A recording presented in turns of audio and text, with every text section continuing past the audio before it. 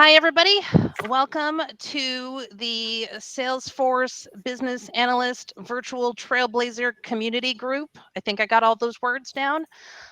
Today we have the power of documentation in Salesforce customization, as if I were British, or customization if you're American. But we welcome all here. We're a global community. So let's see what we've got. First, we've got housekeeping items. Our last couple of sessions, we kind of put everybody off to the side and just had the presenters here, but I think I was missing some of the interaction. So everybody's a presenter today, but that means that with great power comes great responsibility. So that means that you should be muted unless there's like, I don't know, you can't hear somebody else that's presenting, or their house is on fire behind them, then definitely speak up so that they know to get out of the house, or whatever that might be. Otherwise, stay in mute. Be respectful of our speakers because they're awesome for coming here. And also know that this meeting will be recorded, edited. When I say edited, we're talking about the front and the back. So like, don't be picking your nose, like, or unless you're like, that's what you want on YouTube, like that's cool. But just know if you're on camera, that might end up on YouTube. At our Badass SFBA channel. Also, feel free to keep up in the chat. So if you do want to say something, please use the Q&A. Please use the chat. Please raise your hand if you want to speak. And I will ask our speakers today, how do you guys feel about people asking questions during your session, or do you want to keep things till after your session? We're fine, I think. What do you think, Nathaniel? But normally for experience, the questions tend to pick up at the end. But we'll see. Okay. Yeah, we've definitely got time for questions. Yeah. Okay. So we've got plenty of time for questions at the end. So let's try and keep the questions to the end, but we will turn on Q&A so that we can start collecting the questions. So that way you don't have to like write on your notepad and save them for the end. You can throw them in Q&A, and if there's any that we can bring up at the end, we will. All right. Moving along here. Agenda, we've got our introductions, then we have our wonderful session, followed by some Badass BA news that I've collected from around the globe, and some Badass BA chit chat, which will be our unrecorded portion of the session. We always encourage people to come here and celebrate with us. Let's share horror stories. Let's share success stories, stuff that maybe you don't want your boss to see, but you want to share with us because we are a community and we want to be able to support each other. So that half an hour is for us. Doesn't belong on YouTube. Sorry, YouTube. If you guys are watching it now, you're just going to have to come to the next session. All right, I will introduce myself. I am currently a nervous freelance strategist. So I'm on a project for the next couple weeks. I'm not sure what my next gig is. If you have one for me, please feel free to reach out. I do all sorts of things these days, including collect certifications, but I've worked as a product owner, consultant, business analyst, and happy to be here as your co-leader for this wonderful group. I love being here every month. Hello, this is me. I am always so excited to be on the show with Vanessa because it is so fun. I get to learn lots of things and I get to meet lots of people. This is me. I've done project delivery for a really long time. I'll just very quickly skip to the fact that I have 2 books out, and it'd be great if you bought it because my husband keeps knocking me on the head and say, you ought to be more salesy with your books. To keep me in coffee. So that's it. That's all I'm going to say. Next slide, please. I would say this is the point where I would pull Pay's book out, but I actually lent it to my boyfriend who's currently going through an implementation, and so has your stress-free implementation book. There you are. There we go. Love it. And it's signed, by the way. Sorry. Needed to show. You make everyone jealous. I know. Yeah, and if you guys are introducing yourselves on your own slides too, like you can just do however you want to do it. That's fine. We do a action, but that's me. That's my face. I've been around for a while, and yeah, I've kind of delivered projects and been on all ends, kind of being a consultant, a BA, and a project manager, and I'm a consultant. What can I say? You pay me money, and I'll be whoever you want me to be. Oh dear. For the right price. All right. I'm Sylvia. I'm just head of technology at Advice UK. I'm paid to do this, which is fine by me. Yeah, I haven't been around for that long. I mean, I've been around for long in the non-profit sector, but in the Salesforce ecosystem, I joined maybe 6 years ago. And yeah, this is me. We'll tell you more about us and what we do in the presentation. And I'm very grateful to be here tonight. So thank you. Awesome. And thank you guys for staying up and hanging out with us. All right. If I can. Okay. So this is the portion where I'm going to pause and take a photo. So if anybody wants to do a screen capture, put on your happy faces, stop picking your nose. That way we can all share on social media about how great this group is, so that, you know, more people will hang out with us. And, you know, more How stories. do you get the all the faces to come out? Because this is like really big, like the slide. Did you want to get it? I can take off the slide if we just want to take pictures of people's. I have to stop sharing anyway. All right. I'll just do it this way. All right, everybody say cheese. Cheese. His nose. Oh, it's just what? All right. Cool. So over to you guys. Thank you. Thank you. We haven't agreed on who's going to share, so I'm going to share. I will time box you at 30 seconds to hash it out. Yeah. There you are. That's good. Here we are. Okay, excellent. So thank you very much for coming tonight. As you can see, this is a talk that was done at London Scoring last year. And we are super duper excited to do this again here tonight and present this at this fabulous user group. Over to you, Nathaniel. Thank you. Yeah, so we're going to be talking about documentation, and for us, we think that documentation is really the key to unlocking the success of your Salesforce project. First off, a little bit about ourselves. Next slide, please. So yes, I'm joined today by Sylvia, who is the head of systems and technology. You're used to you being over here. I'm turning my head and you're not there. Never mind. You're the head of systems and technology at Advice UK. We first started talking about documentation when I was your mentor, and you were just kind of stepping up. You were coming into managing a Salesforce team. So I know that documentation is really important to you. Why is it so important in your role as head of systems? Well, so I am responsible for a very nice, cute little org with about 40 users, so not a lot. But actually, we have 4 admins that look after the org. And because we are a non-profit and because we need to use our resources in the best way, documentation is so important to us to make sure that we don't break each other's work and that we don't have to undo things and use our resources in the appropriate way and not have headaches in the future. So we love our future selves. And you, Nathaniel, you are a consultant. So for you is a different point of view, because so you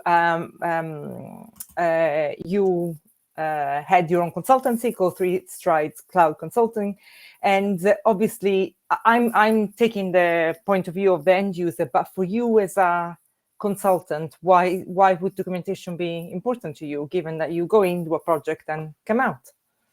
I know. I suppose there's a few key things about about this stuff, because I'm a sort of short engagement. People have problems, and they need to tell me what their problems are. I kind of try and translate those into things that I can do, right? and that needs to get written down.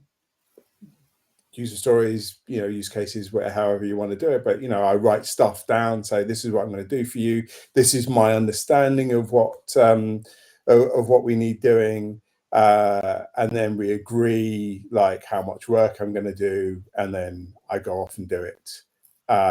And I give them a system at the end of it. I give them something that they can work with. But a big part of being able to continue to work on a system is like having some documentation that says this is where all the nuts and the are, so that they can continue to maintain it.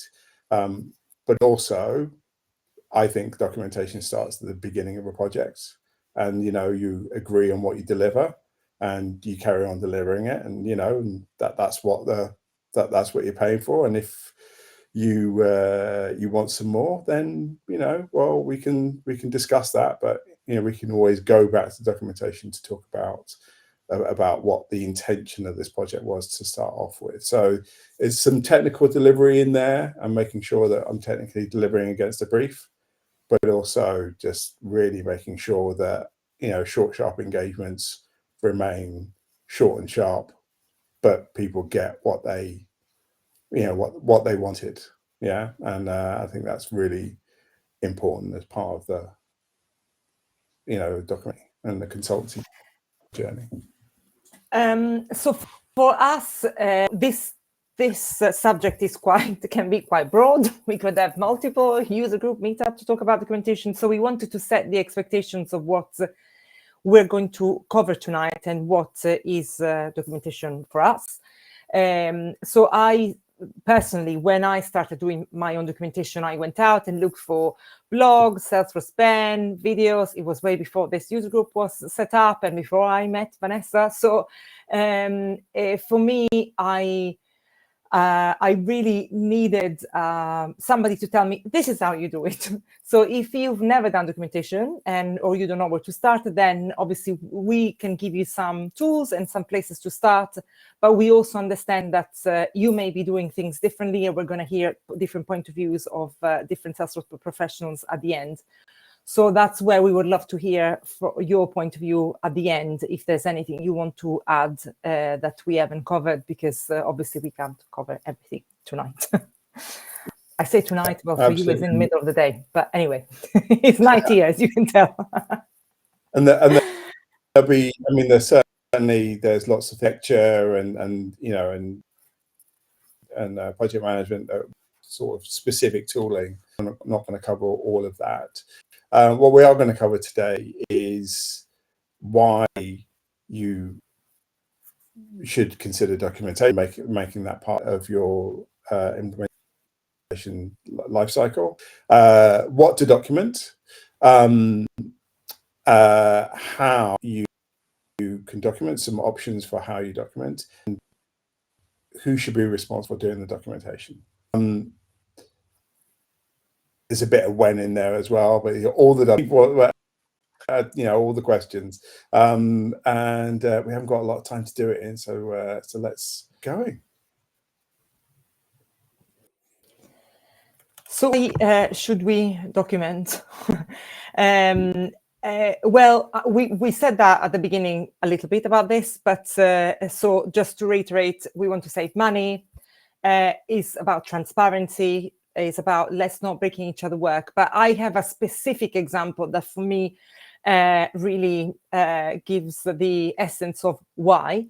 And this is something that happened a few months ago. We had a member of staff who was the sole person responsible for a process for which we are a competent authority in the UK. So something really important, because then we have got responsibility about this piece of work.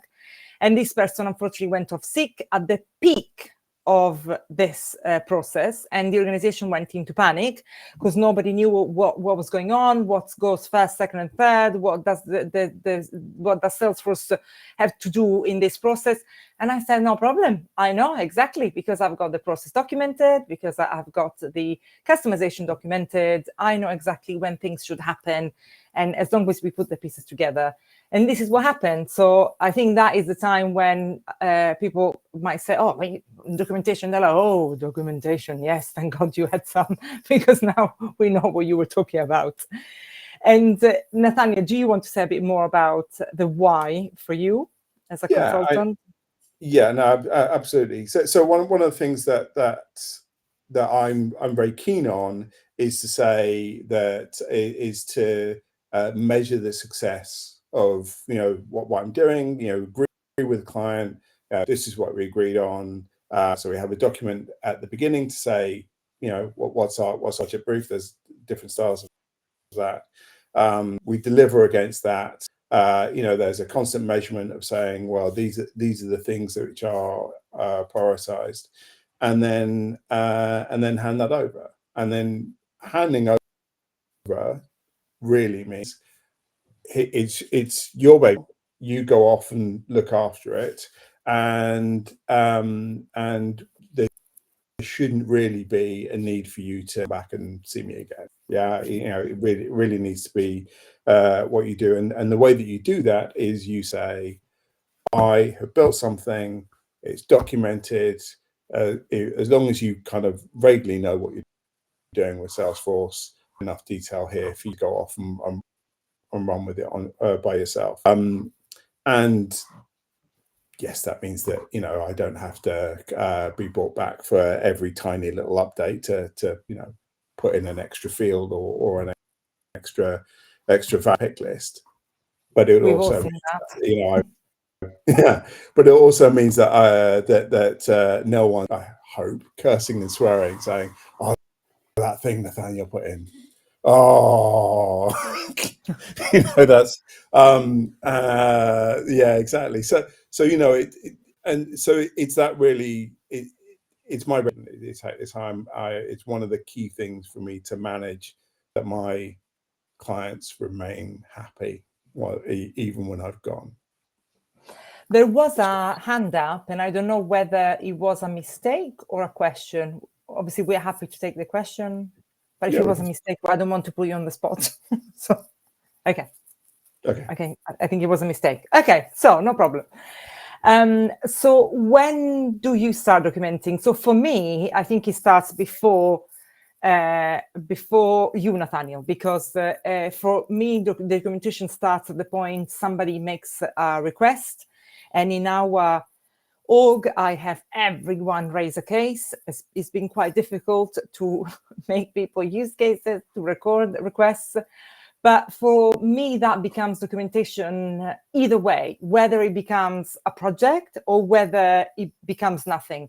Because for me, even documenting why we didn't do that and why that request did not become a customization, it's important. It's so important. And as you know, I mean, we are in probably the safest place to in this user group to ask the why. Why do you need that? What is the purpose? And then once instead the case becomes a project, then obviously I have somewhere where to start and build my documentation from what was gathered in that case. But for you, Nathaniel, perhaps it comes slightly after, because what happened with us is that if we can do, if something becomes a request, becomes a project, and we want to make that customization, we either have the in-house capabilities to do that, or if it's something that we can't do, then we have to call you, or like as a consultant persona. And so when then that documentation, when do you start documentation as a consultant? For me, I think the first document is the statement of work, right? So you start the engagement before you even turn on your computer. Really, you kind of go work. This is what we're going to do, and then all your workshops are to say, okay, how do we get some more detail around that statement of work, and all of your, and it may be that you discover things that need doing that aren't in the original work, and you can kind of go, well, we'll park that, we'll put that over to one side and say that's a thing that we've discovered, and you carry on kind of reflects kind of master document about what the client is paying you to deliver. You then go ahead and build your document, and it's sort of a bit of a pyramid. You may go right down to the values and everything in each individual field, but that needs to be there because it delivers on the original statement of work. So and I have had people say, "Oh, can't you just start?" And you're just like, "Start on what?" You haven't. You've told me to start my journey without giving me a direction. This is very bad. So I think this is the time for us to pause a second for me to say my forward-looking statement about the choice of AI-generated images that Nathaniel has put together for this presentation. Because this one, but anyway, because he's the guy in the start with the start bag. He's really in business. Yeah, that is me. I'm like, you don't wait for somebody else No. to tell you to start, right? You bring, it's and use a pistol and just get going. Yeah.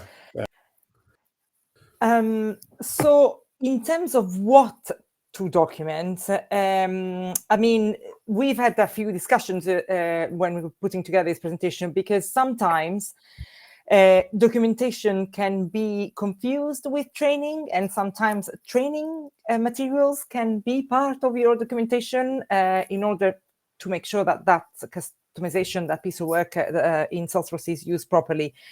But if I have to define for what you should document, is anything, whether it's from the end user side or back end, that is not just that you cannot identify just by looking at it. So if I look at a dashboard and the data is not absolutely just clear to me without even thinking or blinking what it's telling me, that needs documenting. Same for a report, same for a field. And of course, anything that's where you go and press the setup button, then for me, that is definitely something, whatever you do after that needs to be documented. What about you, Nathaniel?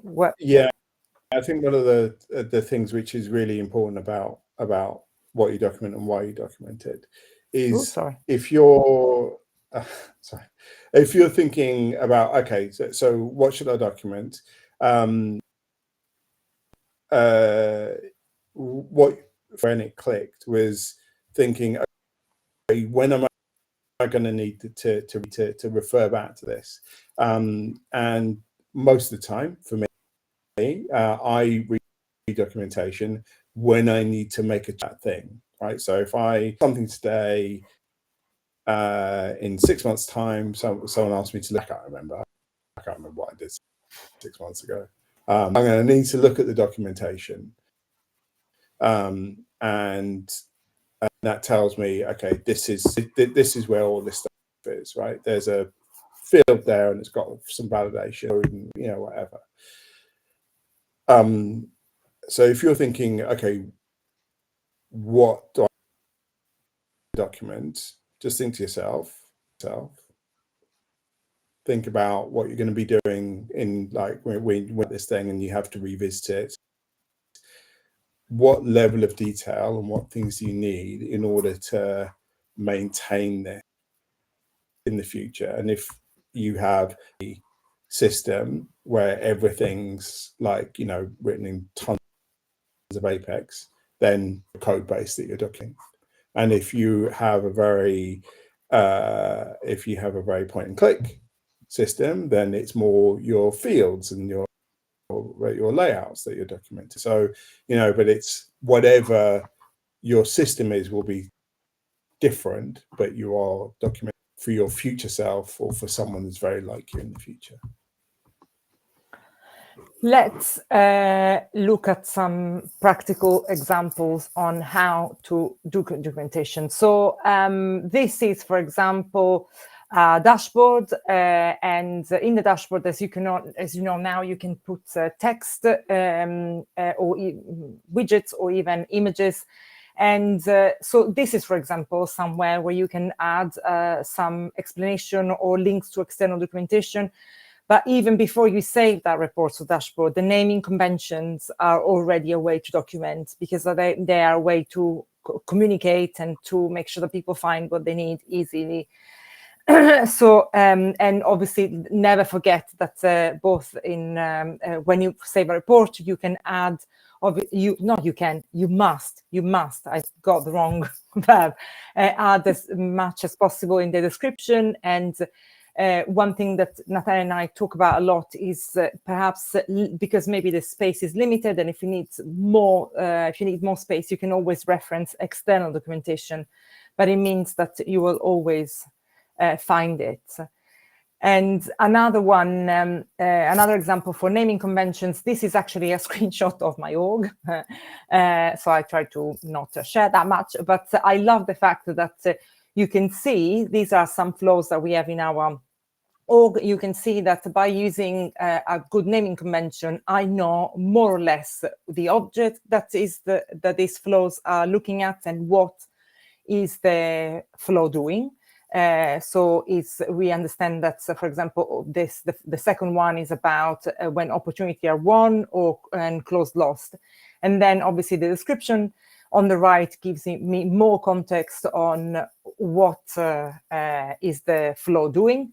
But of course, as you build your flow, then as you add each of the part of your flow, then there you have opportunities to document.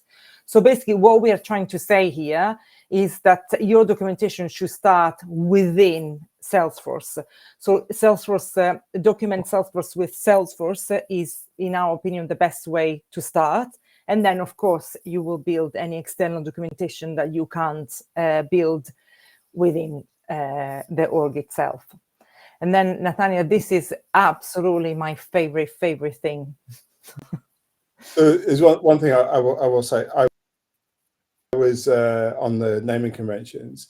I was talking to my friend, and he was saying that when he did his computer science degree, his lecturer told him that, you know, in the old days, way back in the old, to a video store, and you pick up some videos, and you know, there were videos there with really obscure with obscure titles like "Salt." It's a really good movie, but what's it about? Yeah, you have to read the description, and you have to, maybe halfway through the movie, you understand what it's for, and what it's about. Whereas Texas Chainsaw Massacre, it's not really my kind of movie, but I don't need to read the rest of the description to tell me what it is. I know it's set in Texas. I know there's a map. I know there's a chainsaw involved. What else?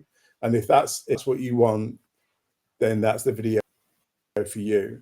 And your fields, your code, everything you do, just think Texas Chainsaw Massacre. It needs to be exactly what it says on the tin.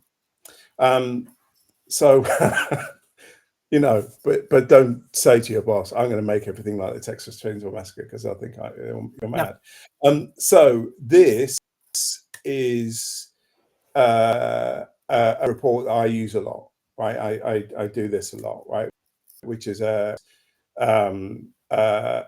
field analysis report, right? And this is the result. You pop out a report of fields. That's going to give you the label, the API name, so with the underscore C's in there, the data type, and the description. Yeah, and that means contain your documentation. What you're doing is I'm going to make a new field, or if I've got some code or validation rules or whatever that affects I update the descriptions for it, and then when I am looking at those fields, I run the report, right? I can see what the report is, and very often this is taken because I'm like, oh yes, this is going to be an easy change. Let me do some technical analysis as to how impactful this change is going to be. I run the field analysis report, and I go, yeah, there's a validation rule on there, so that means I need to think a bit more carefully about how we flow into this or out of it. And an important report. We're going to show you how to make it. So the first thing is you need a custom report type. And the primary objects for your custom report type is entity definitions. So don't ask me why, but objects called entity definitions. You give it a label, and then if we go on to our next screen, you can then have your field definitions, and those are your fields, right? So entity definitions, that's your objects. Field definitions, that's your fields. And then you can grab out all of your objects and fields into reports, and you have some live reporting as part of your documentation set. I absolutely love this. So let's look at, for example, what type of documentation you can put into a validation rule. So would anyone be brave enough to tell me what this validation rule is doing? So you can see that from the end user point of view, it's quite straightforward. You're asking the end user to fill in the preferred email, but why? So unfortunately, there is no description. So obviously, I try and work out, I can understand from the formula what's happening, but why the email field cannot be blank. And this is where, as an admin, if I go in there and add a description instead, I can see, oh, actually, the email field cannot be blank for syncing with account engagement. So if the preferred email is not blank, then the user needs to fill in the relevant email field. So this, from an admin point of view, makes me understand, hold on, there's more to this validation rule, to this field that I was thinking. And we have a very large third-party app, and that email field causes a lot of issues if it's not filled in, but also it would break if you have account engagement. The email field is absolutely crucial when it comes to syncing data between the two sides of the system. So when I read this and if I want to change anything as an admin, I think, who is my account engagement expert? Let me have a chat with them before I make any changes to this. This may add, Nathaniel, there's a question that you may answer by explaining this. So, okay. But one of the things that you can do is add comments into your Apex code, or you can add formulas, even formulas that are in flows as well. And it's actually once you know how, you just put in a star, and then you kind of go, this is what it is. So we're kind of going temporarily, and I've had to do this a fair amount, temporarily added in order to increase the number of records from this country, because the UK has been naughty. We've put on an extra control on them. And then we're gonna and then we understand what that line is for, right? So it's just /star, and then you end your multi-line comment with // and then that's it. And then you can add in comments, what and why is this here. Sorry, go on, Sophie. So Nathaniel and I, and Pei, actually, we are all three involved in a initiative called the Technical Collective, which aims to match non-profits with junior admins who really need to get some experience in the Salesforce ecosystem, but not by themselves, because that would be a disaster. But we match them with some technical coaches that can help them through that project. And as part of this initiative, a lot of volunteers have worked together, and we've all come up with this template for project documentation that you can, if you think is actually a bit daunting, then at least we're giving you the gift of using this. I haven't tested the QR code for a while, so if it doesn't work, let me know, and I will I will share in a different way. But yes, I should have tested that. But you said you had everything covered. Honestly, I know. So one thing, we've showed you how to make documentation within the org. We've given you a template to document the org, but there are other tools out there, and we are not in any way associated with any of these tools. We just know them. And for example, I particularly like elements.cloud. And it really depends on your budget, on the scale of your project, the scale of your org, and how much you can invest, or perhaps if you have to scale up your documentation. So these are tools that you can use.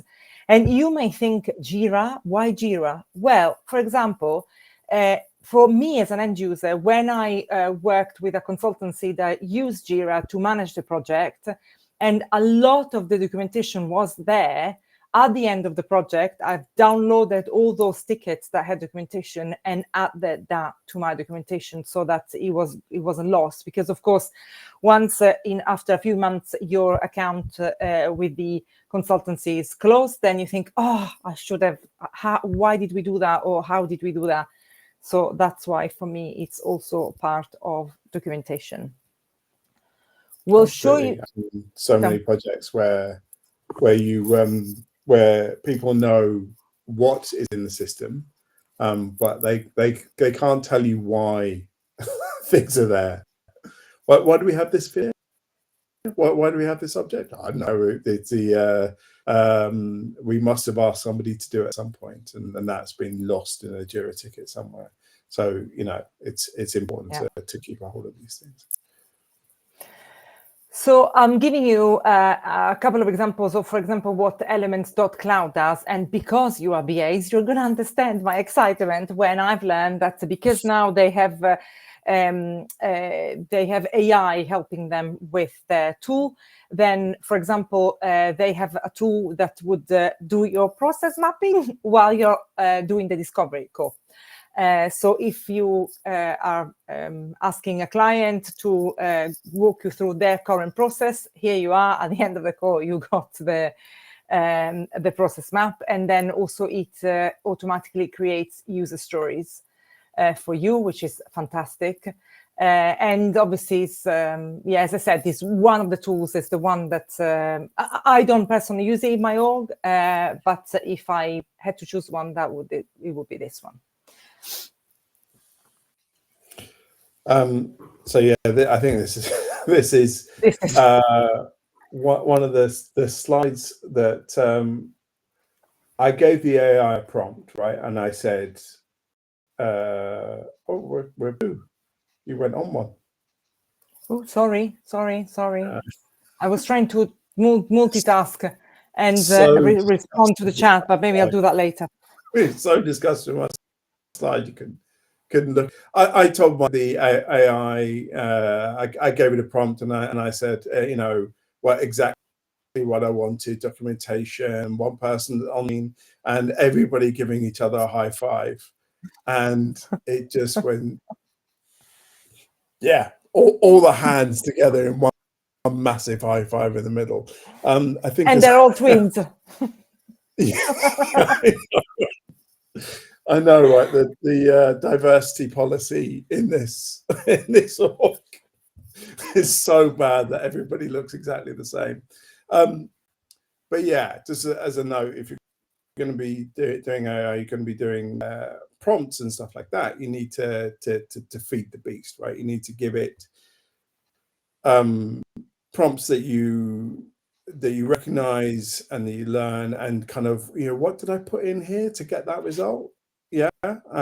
So you also need to document, your prompting as well, that you're giving your AI. And everybody, when we kind of say who does it, everybody should be doing it. I know that there's a lot of project managers will say that they kind of end up with no one doing it. A lot of BAs kind of say that they sort of end up doing it. Trainers have said to me, that they're kind of excited to do documentation at the end of a project when they're doing training. And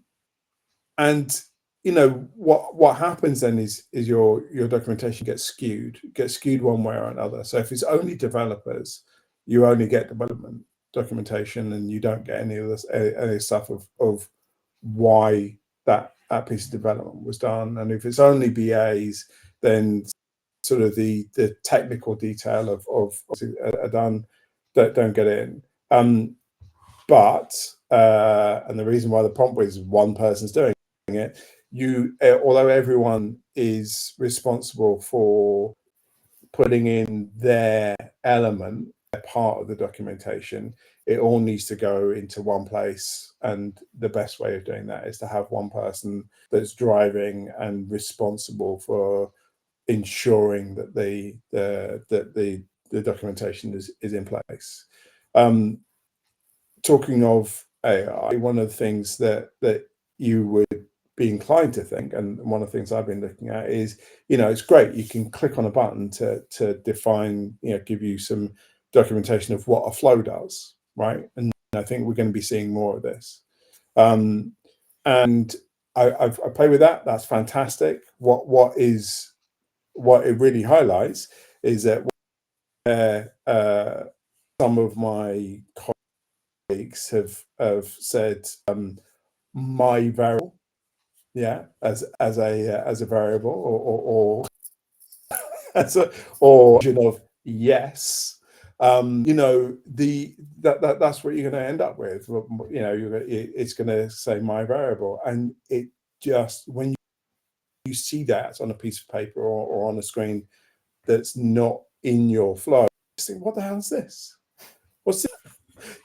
And when you're reading your error logs and you're thinking, oh yeah, yes equals true. What's this for? I don't understand. Please, as a plea to me, as a special favor to me,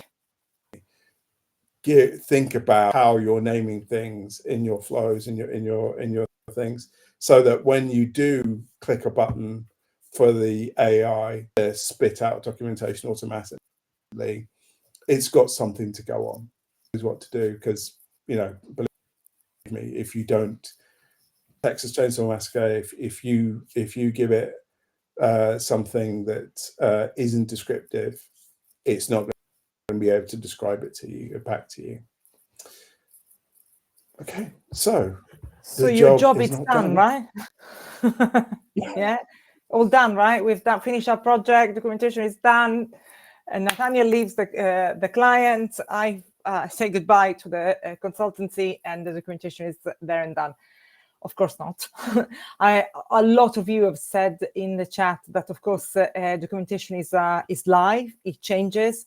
Your org will change because your business, your place of work will change, whether it's a charity or whether it's a business, because nothing stands still, and so your documentation should follow that.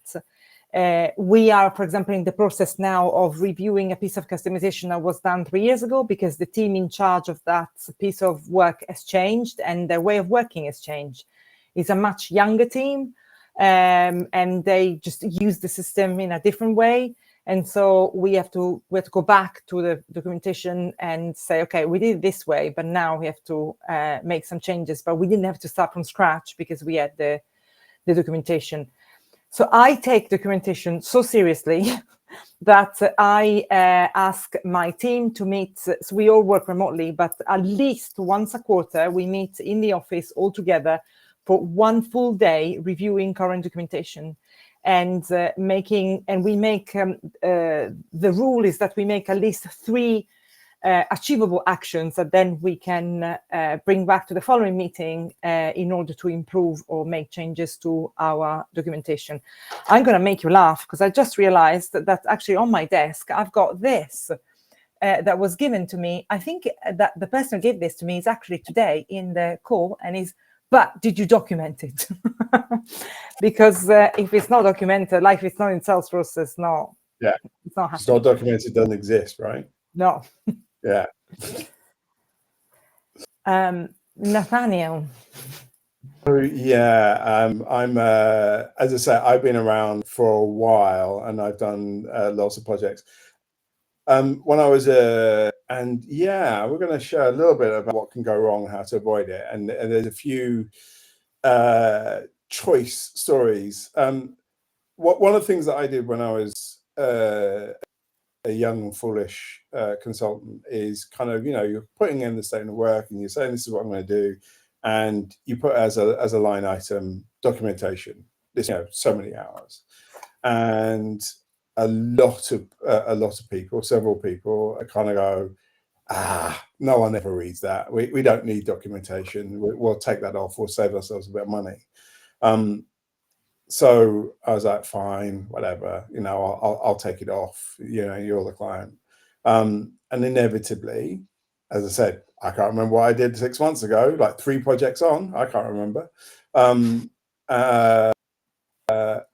inevitably, we weren't really happy with the piece of work that you did, but the business has changed, things have moved on, and we need things to be done. We need a small tweak. And then I've gone, okay, yeah, but I'm going to have to review what's in. And they said, well, you built it. Can't you just like pick it up from where you left off? I'm like, no.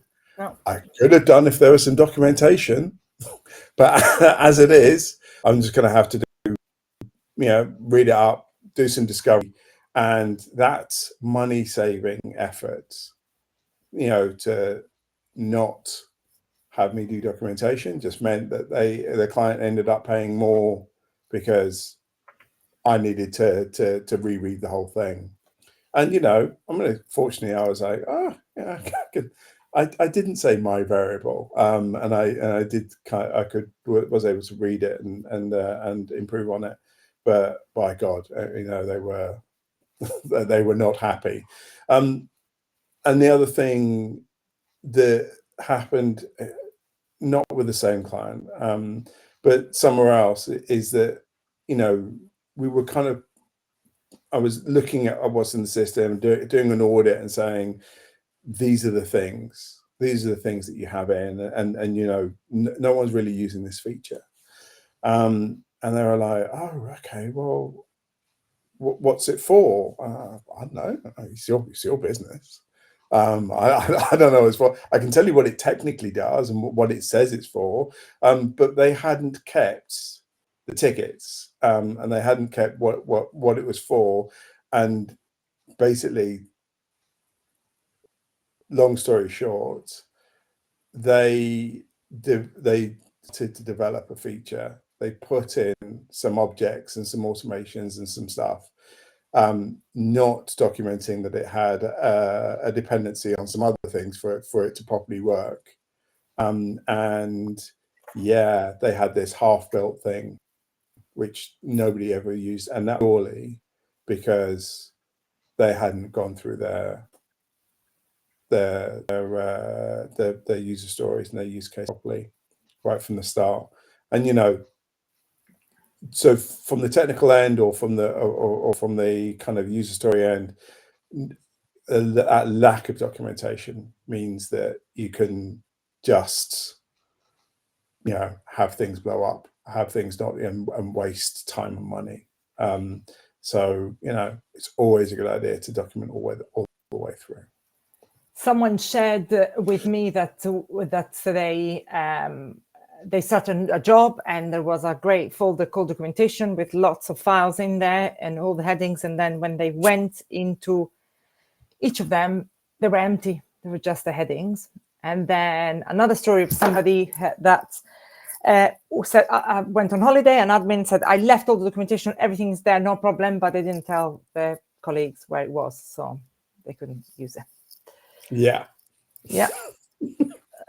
So if you want to share any of your horrors, please put them in the chat as we answer questions, and we will read them, and it will be amazing. Perhaps if you want to share them once the recording is off, that's also fine. I'll leave that to Vanessa and Pei. Yeah. So when we put together this talk, I went out and asked a few people that are all working in the Salesforce ecosystem, but in completely different roles. What are their top tips, pieces of advice when it comes to documentation? And the interesting thing that they all came back with something different, but obviously we believe that they're all right, but it's just their point of views, of course, are very different. So Vanessa, I came to you, and what you came back with to me was document, centralize, evangelize. So you can put everything in a central location, but no one will know to look there unless you tell them. So communication is key, because as I said, the guy that went on holiday and didn't tell the colleagues where the documentation was, the documentation is useless. And then Vicky, Moritz, and Ree, she's a trainer and Salesforce professional. And she's basically saying, I adapt my documentation to who I have in front of who is my client, because some people will want a document, some people will want visuals, some people will want a recording. And also great tip that's to give a chance to people involved in the project, of course, to do hands-on practice in a sandbox. And for me, that is documentation too, because then you can build on from there. And then Sam Wadwani, he's a CTA, and completely different point of view. He says everything should be concise, with the audience in mind, just the bare minimum. Wallace Tezela Trooper, who is a developer, she's saying, actually, first of all, it's never too late to document, but don't worry if it's too much. Better to document too much and then perhaps ask AI to summarize your documentation than the other way around. So they're all right, but obviously you have to do what is best for your org and the complexity of your org and the technical complexity of your org.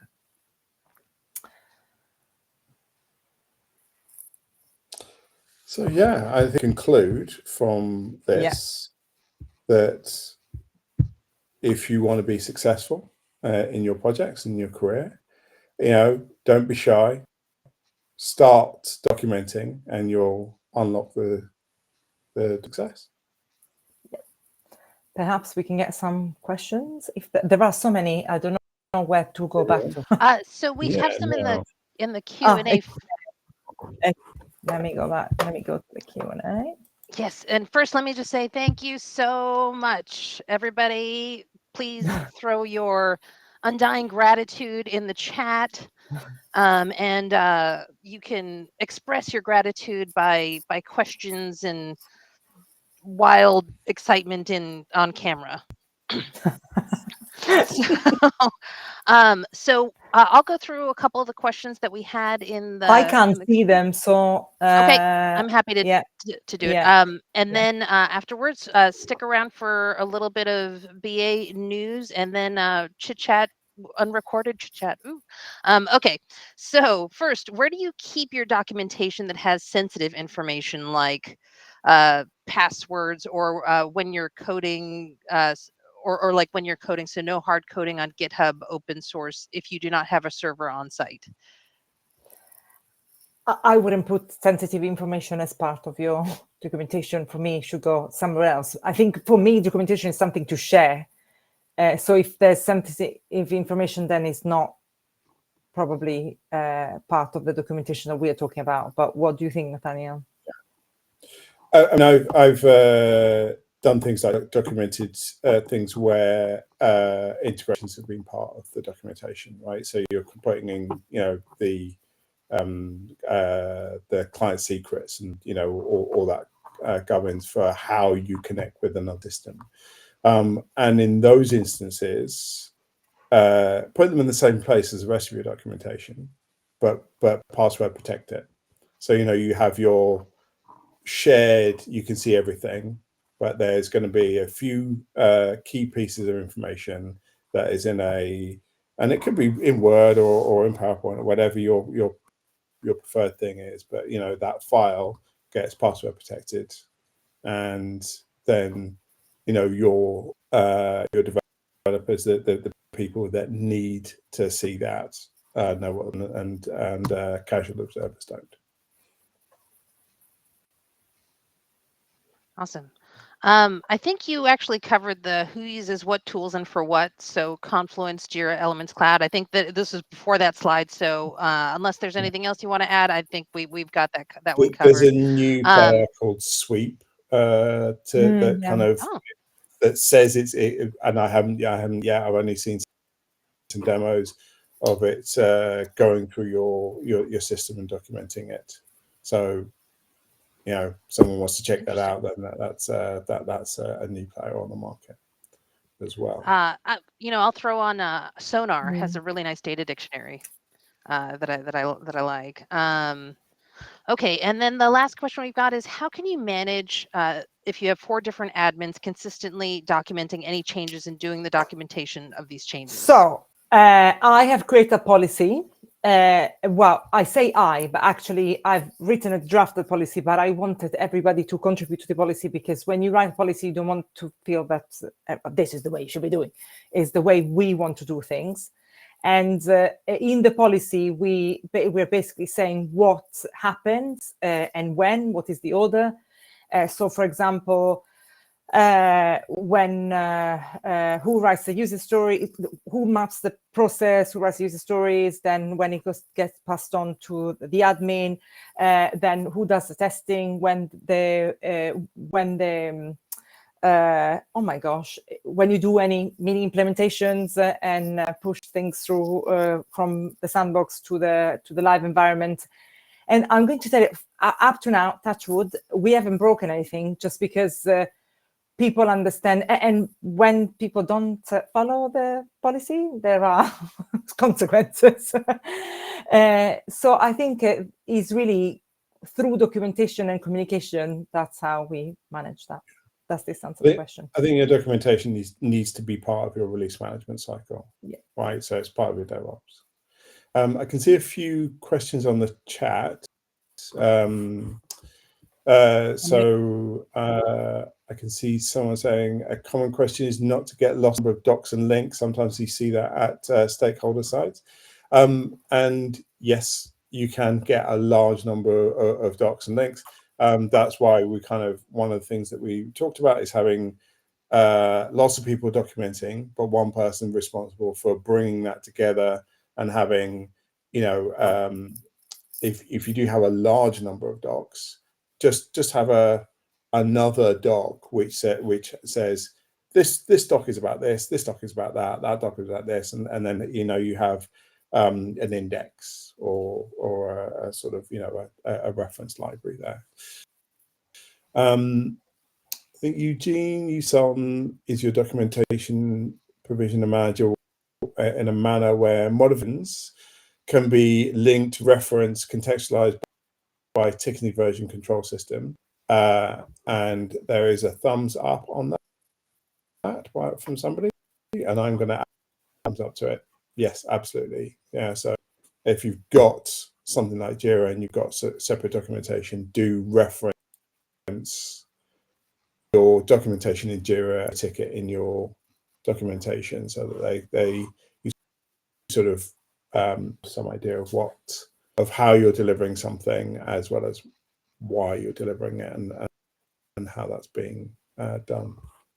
Yeah, and that's on the BA exam, the version control on user stories and on business process maps. Mm.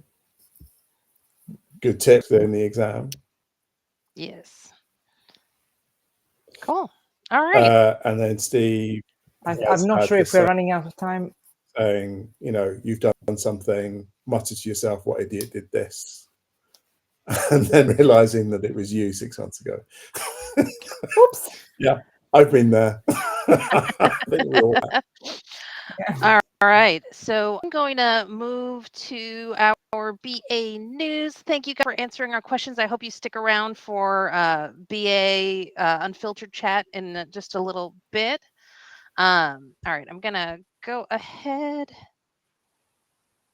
And if you guys have any additional questions out there for our speakers, please feel free to keep putting them in the Q&A.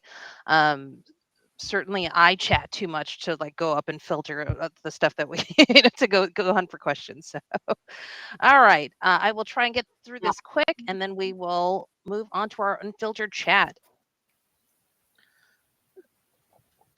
So, actually, I don't love how it's sharing. Hold on, let me try that again. Do window, yeah. So I'll keep sharing this. I don't know. It's doing. Oh, dang it. Sorry. You think I'd have this down already?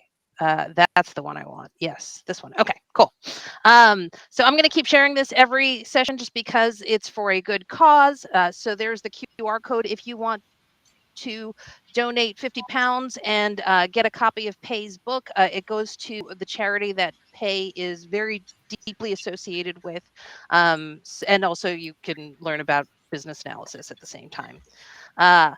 Also, AI certs and training. I will keep mentioning this. Also, Vanessa, yes. sorry, just very quickly. Quite a few people have already donated. I Okay. have sent out all the books, and if you haven't got them, so I sent them out about a week after our last thingy. So if you haven't got it, please can you DM me, because I will not know if you have got it, and I want to make sure that you've got it. That's all. Thanks, Vanessa. Fantastic. All right. The free AI certs and training, everybody should be getting their AI specialist. Oh, well, hold on. It's not called AI specialist after March 3rd. It's going to be called Agent Force Specialist, and the entire exam guide is changing. So this slide that I put together once is literally changing every single time. But just a heads up, the virtual courses that get started with Prompt Builder, get started with Agent Force and how to build your first agent. I saw openings available for those in the Trailhead Academy. So it's free education from Salesforce. Their courses tend to be pretty high quality. So again, we'll encourage everybody to get certified this year and take the free courses available to you. Speaking of certifications, for folks that are interested in studying, we saw Melissa Hildees was in the group earlier. We are Amplify is putting together study groups for admin, business analyst, platform app builder, and nonprofit cloud consultant. So I can throw those links in the chat, but all you have to do is go to one of the orientation session dates. One's tomorrow and one is on March 3rd. And you can get matched up with a study group if you need some motivation for getting any of these certs done. And if you want to grab in the speaker notes, the URL, sorry, I think. Okay, also wanted to bring up, we have a new kind of niche community bubbling up in the Salesforce ecosystem, the QA community. And I feel like BAs, oftentimes I find myself as a BA doing a lot of the end-to-end testing and supporting the QA team. So I will actually be a panelist on QA Dreamin'. I am not a QA expert, but I think it's important that I think the more you know about the skill sets around successful Salesforce projects, the better rounded you will be as a business analyst. So wanted to bring that.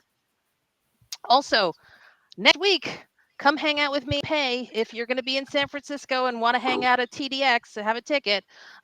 So we had a really nice turnout. Like I think it was 70 something BAs showed up last time, or those that are BA curious. We are open to all. So please come hang out with me and Pay next week in San Francisco. Also, I'm doing a session earlier that day on just kind of an intro to business analysis, but please come feel free to find us at TDX. Also, calls for speakers. If you're interested in going to Portugal, or if you're in Portugal or Columbus, Ohio, or Chicago, Louisville, Witness Success just opened up their calls for speaker literally 3 minutes after I finished the slide, so I had to go back and update the slide.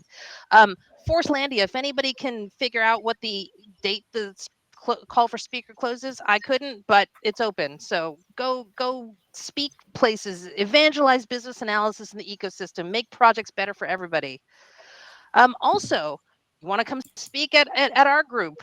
We're starting to look at our submissions and seeing where we can start bringing some people in. I think it's really important that there's lots of us that are understanding and can teach. So please apply. Speaking of certifications, I somehow am flush with them right now. So I have 5 that you guys may have noticed when you registered that I asked some questions about certs.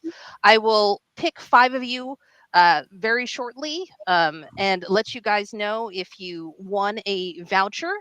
It would need to be used. The 5 now are the ones that are like, hey, they're expiring pretty quickly. So that will be the probably I'm prioritizing by that. And then we also won 5 for our group. So Pay and I are going to work together and figure out how we're going to dole those out. But we've got some vouchers for our group, which I'm really excited about. And it's the first time we can really offer them.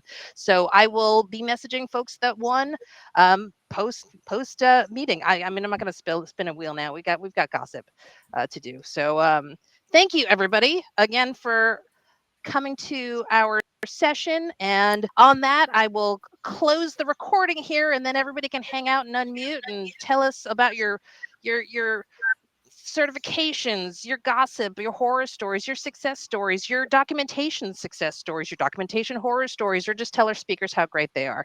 Thanks all. I'm stopping recording right now.